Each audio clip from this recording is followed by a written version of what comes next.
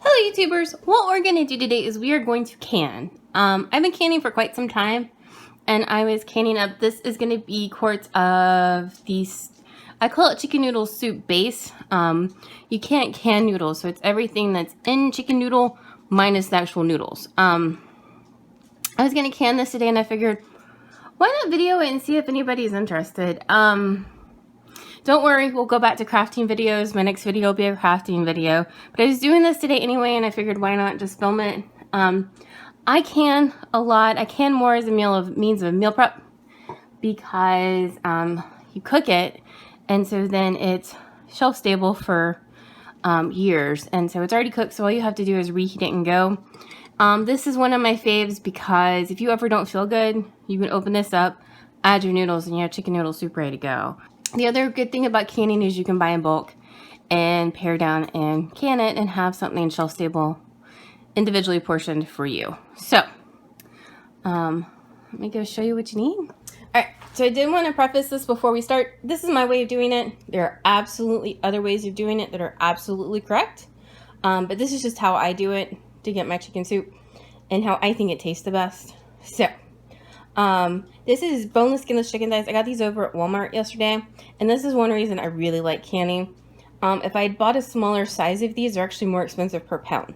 But when you buy the bigger sizes, they're cheaper. So we are going to use, so it's thighs and then carrots and celery and onions, which you would find in any soup. Also seasonings to taste like you would want to.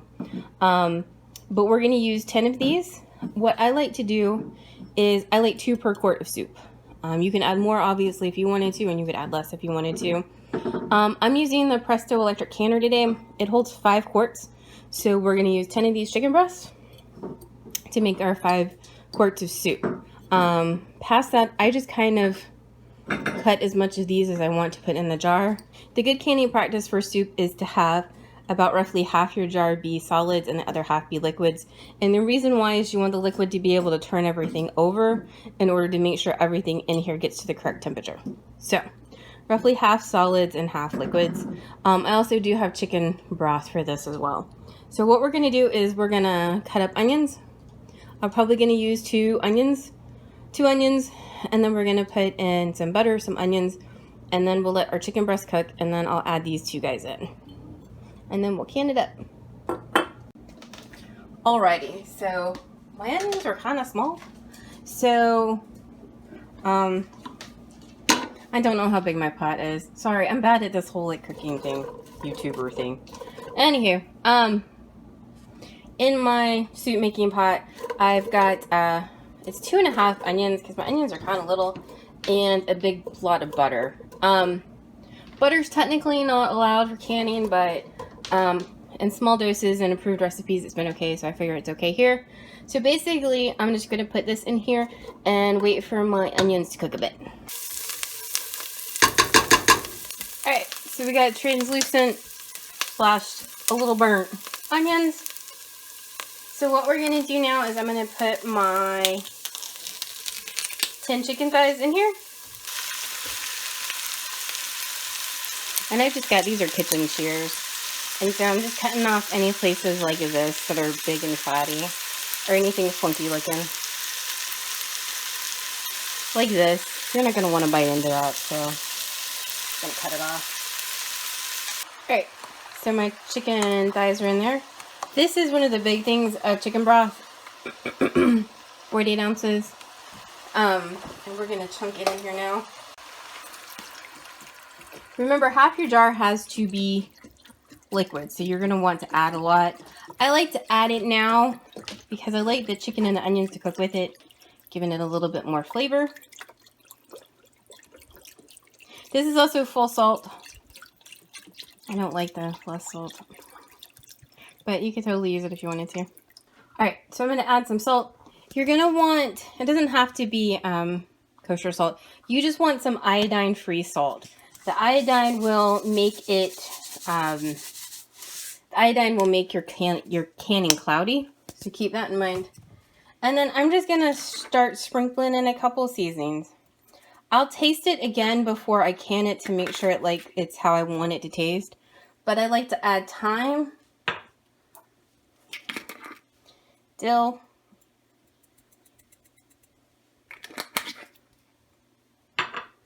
celery salt,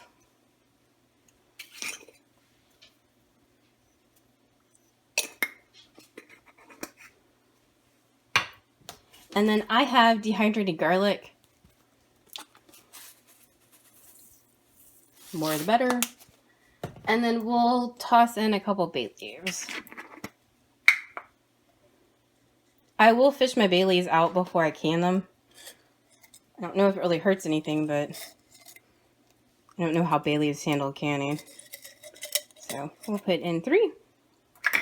And then I turn my heat down and let these slowly cook. Alright, so while my chicken is cooking, I'm going to, you have to peel, or you're supposed to. Good canning practices state that you peel any of your vegetables. So carrots or potatoes or tomatoes are peeled. So what I do is I peel these and then I cut them into, I go with larger chunks than I would if I was going to make this to eat right away. The reason being is this is going to be cooked for a little bit in here and then go into a pressure canner for anywhere between 60 and 90 minutes.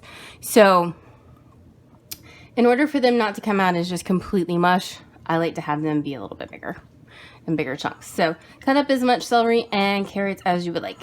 All right, so our chicken has been cooking a while, and I would say it's more cooked than not cooked. It doesn't have to be 100% like all the way cooked, just more cooked than not. I'm gonna put in our celery and carrots. Give it a good stir. I'm also going to add some more water. The reason being is we got to fill a lot of jars up with broth, so more is better than not. We're going to let this cook for a little bit, not for long, because I don't want this stuff to get too soggy. So we're going to go prep our canner. Alright, so we're using my Presto digital canner, pressure canner. Pressure cooker is different. This is a pressure canner. I'm not affiliated with them by any means. This is just what I use. So what we're going to do is we're going to pressure can. Over button. We are using, because it's soup, we're using soup canning times. So it's 60 minutes for pints and 75 minutes for quarts. If you raw pack these, I would use the meat times. But since all of our food is mostly cooked, I'm going with the soup times. Hit over, and it's going to walk you through all of the steps. This guy also comes with a laminated sheet with directions on it. Keep this. It's great. It says put in 3 quarts of water. But what I do is, I don't know if you can see it, but there's a line here. You can fill it to the bottom line. And this is a rack that goes on the bottom of all canners. The jars can't be on the bottom of the canner, so this is just a rack. And it's got some little feet, so you put the feet down here so the jars can rest on it. So I'm going to fill it up with water. Alright, so I've got my water in there. I'm going to put my tray in. And then it goes through a can warming cycle. And so what you do is you put water in the bottom of your jars and let them go. Now, this is important because we are going to put hot soup into these jars. So therefore, we want to make sure that our jars are warm. Because if our jars are not warm and they're cold and we put hot soup into a canner, we potentially run the risk of the jars breaking. We're going to fit 5 quarts in here. So this is a regular mouth jar, and the one I put in there is a wide mouth jar. Doesn't matter. Also, jars and rings are reusable. The lids are not.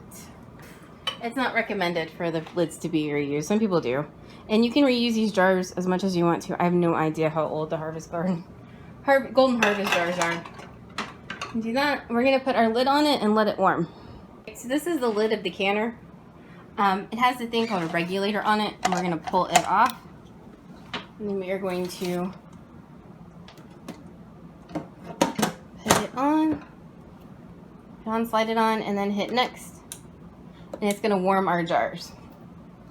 This does not have to be, this green thing over here does not have to be closed at the present.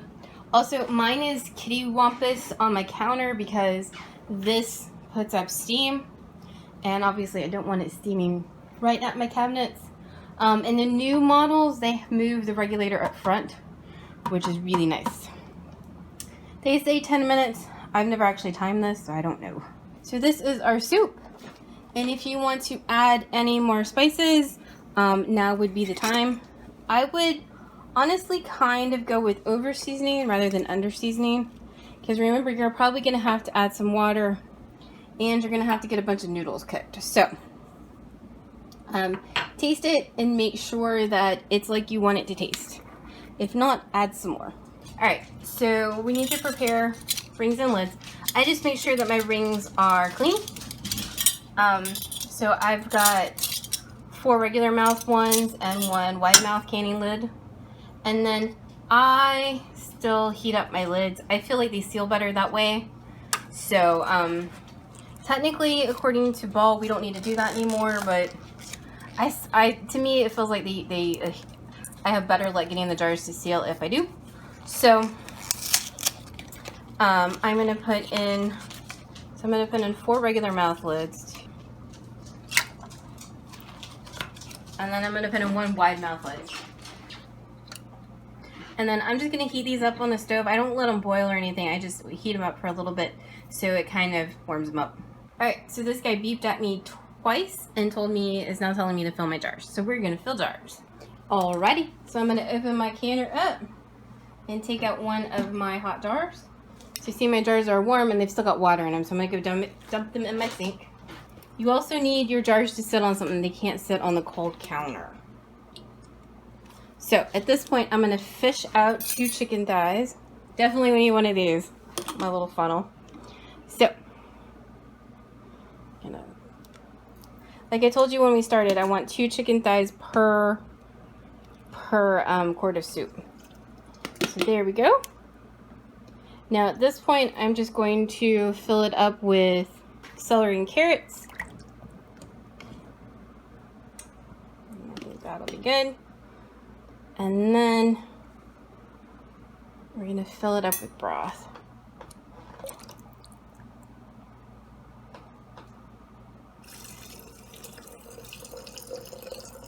Alright, so we made an executive decision. I don't think I have enough broth for 5 quarts of soup. So this is just hot water from my sink. And we're going to use it for the rest. Take your funnel off. I don't need to debubble. Normally you would need to debubble, but I doubt there's really any air bubbles in here. And then you're going to clean the rim. Alright, we're going to fill to about 1 inch headspace. 1 inch is about the bottom of this really fat ring. It's a little kitty wampus, so it's not quite so perfect to see, but about 1 inch. These are my lids that I heated up. And we're going to put them on. And fingertip tight, which means tight but not like gripped all the way down, because you can actually cause your hands to buckle. So, a little quicker this time. We're going to fish out our 2 chicken thighs. That was 1. There's 2. And then we're going to fill with celery and carrots and onions.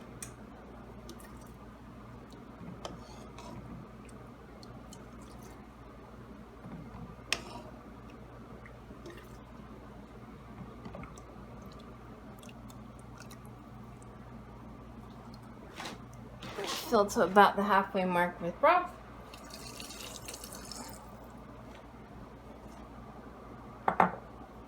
I'll fill the rest up with water. Now, if you don't want to put water in this, you could also use more chicken broth if you wanted to. So now we are going to wipe off our rim, put on our lid, and fingertip tape.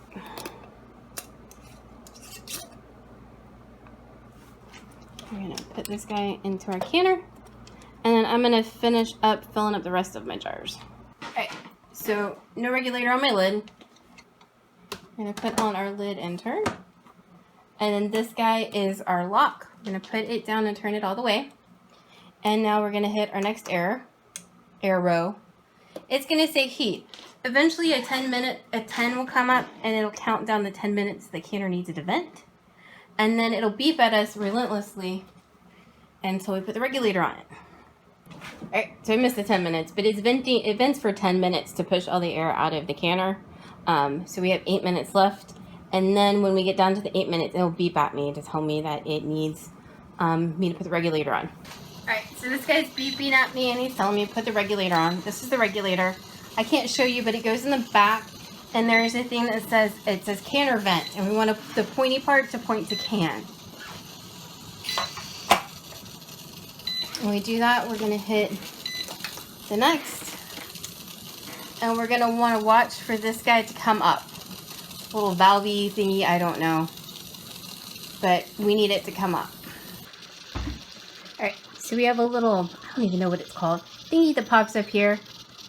And we need it to pop up in order for everything to get going. And then from here on, this guy will eventually bring the pressure up to where it needs to be. So it'll do that automatically. And then when it hits that pressure, it'll start counting down. And it'll process the food for 75 minutes and then it'll go through a cooling phase. Once eventually the cooling phase is done, it'll tell you here, and then we can take out our soup. We have 70 minutes of processing time left to go. And then the machine will cool automatically after that. So we still have quite a while to go, but the machine's gonna take care of all of that. All right, so it's going through its cool down phase right now. And if you can, I don't know if you can kind of hear it, but it's releasing air. It's kind of slowly cooling down. And eventually a timer will come up when there's like a minute left, I think. But there's still nothing for you to do. Just wait for it to tell you it's done. All right, you'll see that our canner says that it's done. Done. Open it up. And make sure you open the lid away from you, because there's still probably gonna be some steam. You don't want that in your face. And these are all of our jars bubbling away. Alright, so our jars are bubbling away. That is what you want. If you pull out a jar that's just not bubbling at all, I would double check it and keep an eye on it, because more than likely it's not going to seal for one reason or another. It looks like all of ours are good. When you pressure can, you don't normally get the popping. Normally the popping to me seems to come from water bath. Normally by the time I take mine out from pressure canning, they've already sealed. But yeah, if you have one that's totally not bubbling at all, definitely keep an eye on it. I normally come and check on mine after a couple of hours. If I have any that are questionable, I check on them then. Now, if they've been processed correctly, they can sit out on the counter for a while. But if they're obviously not going to seal, they need to be put in the refrigerator and eaten like regular leftovers. But it looks like all of ours are good to go. So I'm going to let them sit out overnight, 24 hours. Then tomorrow we'll wash off our jars. Pressure canning, you're more likely to have siphoning, and like our chicken, as you can see here, had fat in it. And so more than likely they're going to have like a film on them. What I like to do is wash them off in the sink after 24 hours, and then we'll put them up on our shelf and label them. Alright, once you waited for 24 hours, what I do is I come over, remove my ring, and you're going to want to test your seal, so just hold it up for a second and make sure your ring is really on there. And then I wash mine off. Regular soap.